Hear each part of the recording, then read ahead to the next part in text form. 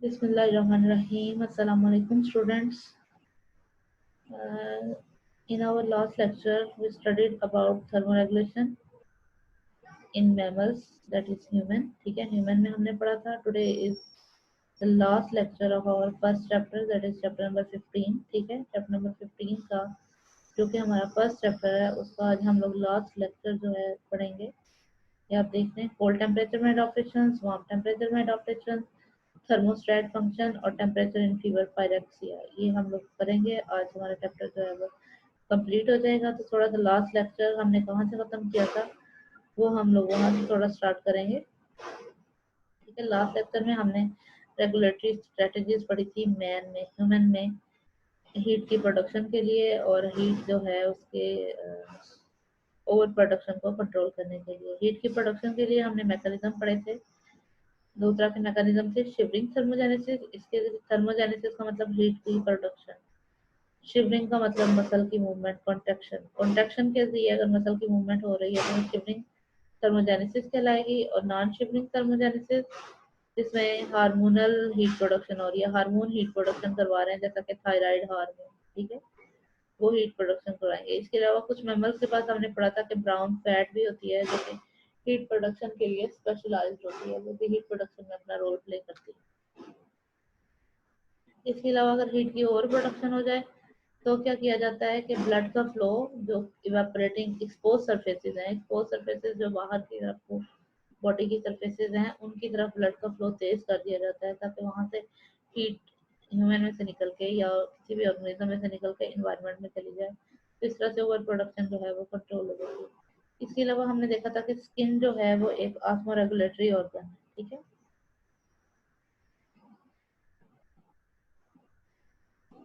Next जो है वो हम पढ़ेंगे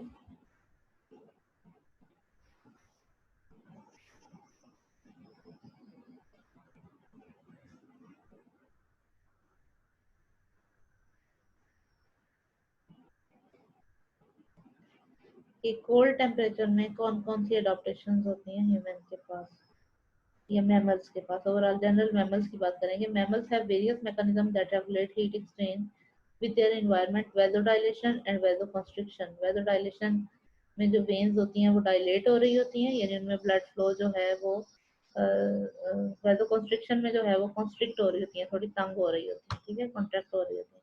effect heat exchange and may contribute to the regional temperature differences within an animal. तो नंबर फर्स्ट एडॉप्टेशन में जो मैमल्स अडॉप्ट करते हैं अक्सर मैकेनिज्म वैसोकॉन्स्ट्रिक्शन और वैसोडाइलेशन का है. ये आपका नंबर 1 हो जाएगा. नंबर 2 हम पढ़ेंगे on a cold day humans temperature में भी several degrees lower in arms and legs than in trunk. अब ह्यूमन की बॉडी आप देख सकते हो जब सर्दियां होती हैं अक्सर हमारे बाजू और टांगे जो है वो ठंडी हुई होती हैं, जबकि हमारा जो स्टमक वाला पेट वाला पोर्शन है वो गर्म होता है. हमारी बॉडी की अपनी एक एडॉप्टेशन है कि बेशक टांगे और बाजू ठंडे हो जाएं लेकिन जो अंदर स्टमक वाला पेट वाला पोर्शन है उसको जो है वो गर्म रखा जाता है, क्योंकि मोस्टली बॉडी के सारे ऑर्गन आपको पता है इसी पोर्शन में पड़े होते हैं.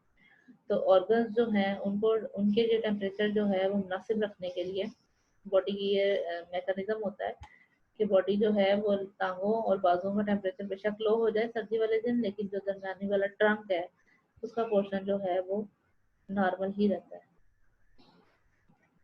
ये सेकेंड एडॉप्शन हो गई. ठीक है, एक तो लोअर करके आर्म्स और लेग्स का टेम्परेचर लोअर करके ट्रंक का टेम्परेचर जो है वो स्टेबल करके, इसके अलावा वेजो कंस्ट्रिक्शन और वेजो डायलेशन के मेथड से. और थर्ड जो है वो हो गया कि मैमल जो हैं वो रेज देयर फर्स बाय ट्रैपिंग. अपने फर जो है, कुछ मैमल लैंड मैमल रिस्पॉन्ड करते हैं कोल्ड को, ठंड को, कुछ मैमल रिस्पॉन्ड करते हैं जिस तरह से. ये थर्ड वाला है मेथड कि अपने फर जो हैं वो रेज कर लेते हैं जिसकी वजह से स्टिल एयर, बहुत ज्यादा हवा की जो तय है एक लेयर है उसको ट्रैप कर लेते हैं अपने फर के अंदर. अब वो जो हवा की तय है वो इंसुलेटर का काम करती है एनिमल की स्किन और सराउंडिंग के दरमियान में, यानी अगर बाहर से कोई सर्दी आए तो उस हवा में से गुजर के फिर एनिमल के अंदर जाएगी. ठीक है, तो इस वजह से वो जो हवा है वो इंसुलेटर का काम करती है. Human mostly rely on a layer of fat just insulating beneath their skin. ठीक है, और मोस्टली ह्यूमन जो है वो किस पे डिपेंड कर रहे होते हैं, जो फैट की लेयर होती है. आपको पता है हमारी स्किन के बिल्कुल नीचे फैट की लेयर होती है, उसके बाद नीचे जो है वो मजीद कुछ चीजें होंगी. ठीक है, तो वो जो फैट की लेयर है वो भी हीट लॉस को बचा रही होती है सर्दी के मौसम में। Similarly marine mammals such as whales and seals इन, तो अभी तक कितने पॉइंट हो गए? नंबर 1 वेलोकंस्ट्रिक्शन वेलोराइलेशन वाला, नंबर 2 लोअर करके टेम्परेचर आर्म्स और लेग्स का, जबकि ट्रंक का टेम्परेचर जो है वो स्टेबल रख के, नंबर 3 स्टिल एयर जो है उसको ट्रैप करके मैमल्स जो हैं वो उसको इंसुलेटर के तौर पे इस्तेमाल करते हैं, नंबर 4 जो है वो फैट की लेयर होती है स्किन के बिल्कुल नीचे जो इंसुलेशन का काम करती है, और नेक्स्ट वाला नंबर 5 जो है मेरीन मैमल्स जैसा कि वेल्स और सील्स कोल्डर वाटर जो है वो इनहिबिट करते हैं अपनी बॉडी के टेम्परेचर से। अच्छा, उनके पास भी एक फैट की लेयर होती है जो मेरीन वेल्स और सील्स है ना, इनके पास भी एक थिकर फैट की लेयर होती है जिसको ब्लबर कहते हैं। आपसे क्वेश्चन भी आ सकता है व्हाट इज ब्लबर, आपने कहना है thicker layer of insulating fat present in whales and seals, ठीक है, या फिर मेरीन मैमल्स आप कह सकते हो। तो ये एक मेरीन मैमल्स की अडॉप्टेशन है कि उनके स्किन के नीचे एक ब्लबर होती है जो कि थिक फैट की लेयर होती है, वो बचाती है उनको सी वाटर की कोल्डनेस से, यानी सी वाटर इतना ज़्यादा कोल्ड हो जाता है सर्दी में कि उसकी कोल्डनेस से वो ब्लबर है जो वेल्स और सील्स को बचाती है, ठीक है।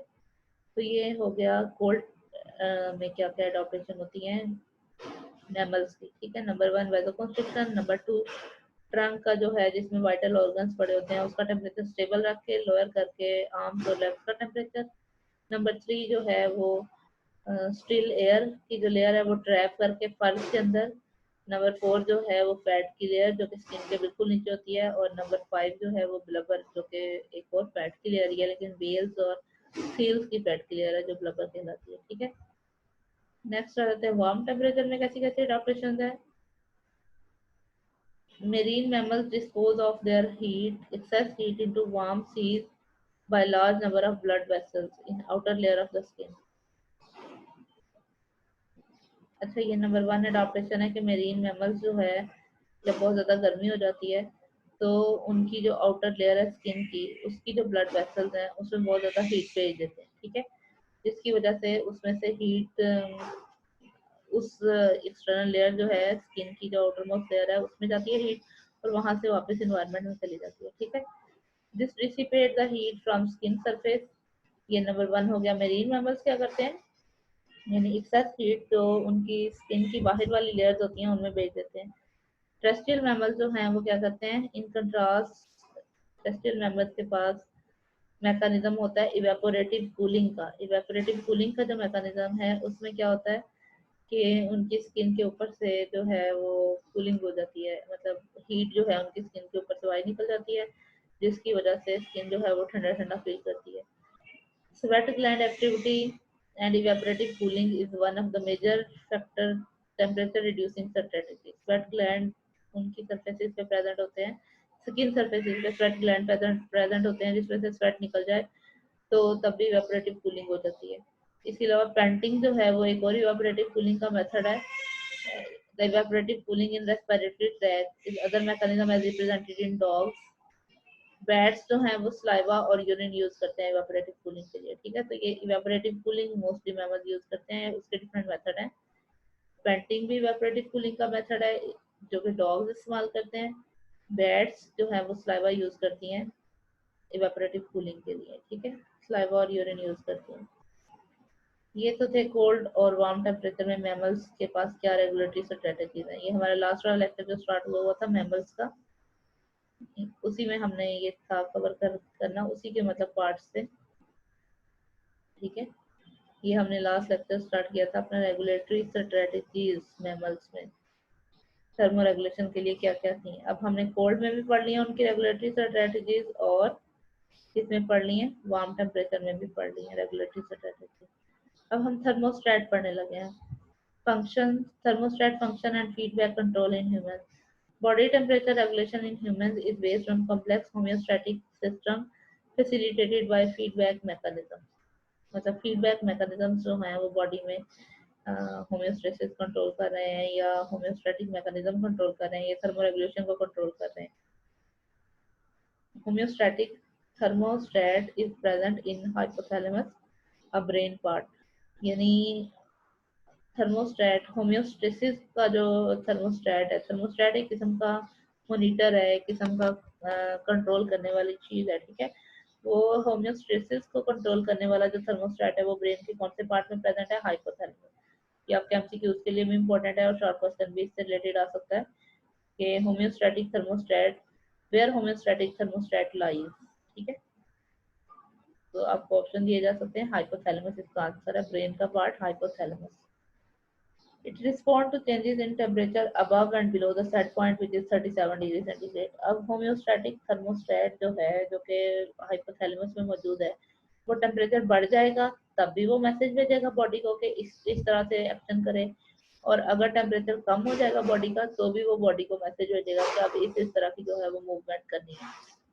जैसा कि अगर बॉडी का टेम्परेचर कम हो रहा है तो वो बॉडी को हाइपोथैलेमस जो ब्रेन का पार्ट है वो मैसेज भेजेगा, हाइपोथैलेमस में थर्मोस्टेट मौजूद है, वो थर्मोस्टेट मैसेज भेजेगा बॉडी को कि अब शिवरिंग थर्मोजेनेसिस स्टार्ट कर ले बॉडी। बॉडी फॉरन मसल की मूवमेंट जो है, मसल की कॉन्ट्रेक्शन स्टार्ट कर लेगी, जिसकी वजह से बॉडी में हीट प्रोड्यूस होगी। ठीक है, तो ये थर्मोस्टेट जो है वो हाइपोथैलेमस में पड़ा हुआ है जो ये काम कर रहा है। अगर बॉडी में हीट बहुत ज्यादा हो गई है तो वो बॉडी का मैसेज भेजेगा कि अब शिवरिंग थर्मोजेनेसिस जो है उसको बंद कर दिया जाए। ये तो एक एग्जांपल मैं आपको सिर्फ दे रही हूँ।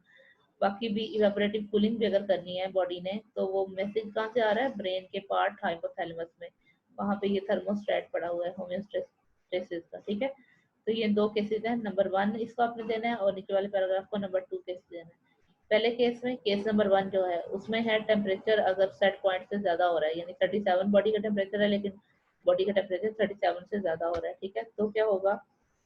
Certain warm temperature sensitive thermoreceptors in skin, hypothalamus, and other parts of nervous system send signals to the system that increase the blood flow to the skin and also cause sweat gland activation, and sweat is evaporative for cooling। अच्छा, अब क्या है कि ये जो भी thermostat है मौजूद, अगर बॉडी का टेम्परेचर ज्यादा हो रहा है तो वो मैसेज भेजना शुरू करेंगे, जिसकी वजह से क्या होगा? ब्लड फ्लो इंक्रीज कर देगा स्किन की तरफ। स्किन जो कि आउटर मोस्ट लेयर है बॉडी की, ठीक है, उसकी तरफ को ब्लड फ्लो इंक्रीज करेगा।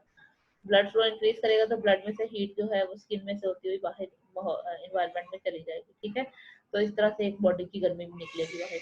और दूसरा जो है वो क्या हो जाएगी? स्वेट ग्लैंड की एक्टिवेशन हो जाएगी, यानी पसीना आएगा तो तब भी बॉडी जो है वो ठंडी हो जाएगी। तो ये दोनों काम करने के लिए मैसेज कहाँ से आया था? ब्रेन का जो हाइपोथैलेमस वाला पार्ट है जिसमें थर्मोस्टेट पड़ा था उसने ये मैसेज दिया था।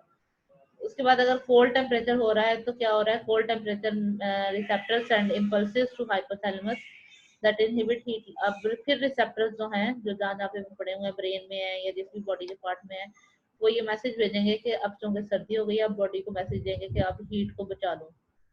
तो वो क्या करेगा? Constriction of superficial blood vessel, superficial जो स्किन की ब्लड वेसल है वो कॉन्स्ट्रिक्ट हो जाएंगी, तंग हो जाएंगी, ताकि उसमें ब्लड का फ्लो कम से कम हो जाए, उसमें ब्लड ना आए। ठीक है, stimulating shivering and non shivering mechanism. इसके अलावा शिवरिंग और नॉन शिवरिंग जो थर्मोजेनेसिस के मैकेनिज्म है वो भी स्टार्ट करवाएंगे ये रिसेप्टर जो कोल्ड रिसेप्टर्स हैं, ताकि बॉडी में हीट प्रोड्यूस हो जाए। एक तो जो पहले से हीट थी उसको बचाना है और एक मजीद हीट पैदा करनी है। तो ये दोनों मैकेनिज्म जो है ये कोल्ड टेम्परेचर में बॉडी के स्टार्ट हो रहे हैं। Temperature in fever, pyrexia, bacterial and viral infections mainly leukocytes increase in number। leukocytes होते हैं white blood cells। अगर बैक्टीरियल और वायरल इन्फेक्शन हो जाए तो ल्यूकोसाइट की तादाद बॉडी में ज्यादा हो जाती है। These pathogens and blood cells produce chemicals called pyrogens। ठीक है, इन बैक्टीरियल और वायरल इन्फेक्शन में पायरोजेंस इंक्रीज हो जाते हैं। पायरोजेंस आपने याद रखना है, केमिकल है जो पायरेक्सिया करवाता है। ठीक है, पायरेक्सिया फीवर की एक टाइप है जो कि पायरोजन केमिकल से होती है। Pyrogen displace the set point of hypothalamus above the normal 37 degree centigrade. Fever और high temperature helps in stimulating. अच्छा, ये जो है इसमें पायरेक्सिया आपसे पूछा जाता है, what is pyrexia, short question में अक्सर आ जाता होता है। पायरेक्सिया जो है आप बताओगे बैक्टीरियल और टेम्परेचर ड्यू टू बैक्टीरियल और viral infection in which blood cells produce chemicals called pyrogens. ठीक है, which displays the set point of hypothalamus above the normal point that is 37 degree centigrade। तो pathogens की वजह से अगर body में fever high हो रहा है तो वो क्या कहला रहा है? पायरेक्सिया कहला रहा है। ठीक है, ये हमारा आज का लास्ट लेक्चर था। इसकी आपको उम्मीद है कि स्टूडेंट समझ आ गई होगी। नेक्स्ट आप इसी से रिलेटेड इसी चैप्टर में से फिल इन दी ब्लैंक्स ली हुई हैं, आप लोगों ने ये भी करनी है। फिल इन दी ब्लैंक्स के बाद आप लोगों के शॉर्ट एमसीक्यूज है, मल्टीपल चॉइस क्वेश्चंस है, ये भी आप लोगों ने करने हैं। सब स्टूडेंट ने एक्सरसाइज मुझे सॉल्व, आज वाला लेसन भी और ये एक्सरसाइज, ये शॉर्ट क्वेश्चन है आप लोगों के। शॉर्ट क्वेश्चन और एक्सटेंसिव क्वेश्चन, ये सारा कुछ आपने एक्सरसाइज भी करनी है और आज वाला जो लेक्चर है वो भी तैयार करना है। एक्सरसाइज के लिए चले आपके लिए कल का दिन है, कल आप लोग एक्सरसाइज करोगे और आज जो आप लोगों को लेसन दिया गया है उस लेसन के साथ आप लोगों ने फिल इन द ब्लैंक्स और ये मल्टीपल चॉइस क्वेश्चन जो है वो करने हैं।